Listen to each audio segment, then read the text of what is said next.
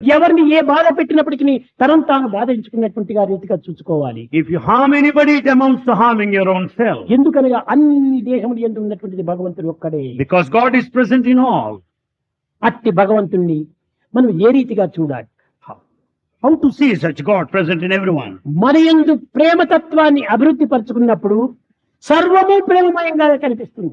When we develop that spirit of love within, you will find love outside all over. మన కంటికి blue colour glasses వేసుకుంటే జగత్తంతా బ్లూగా నీలంగా కనిపిస్తుంది. If you wear blue colored glasses, the whole thing కానీ looks జగత్తంతా blue blue. Colour లో ఉందా? లేదే.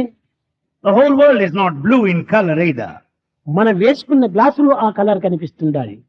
The glasses that you put on are blue. కనుకనే హృదయం ప్రేమమయంగా మార్చుకున్నప్పుడు జగత్తంతా బ్రహ్మమయంగా మారిపోతుంది. When the heart is full of love, you will find the whole world full of Brahman, the divine.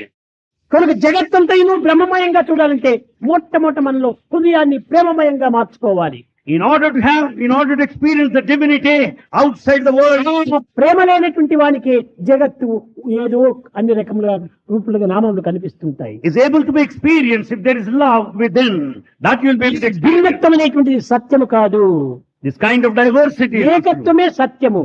is only unity that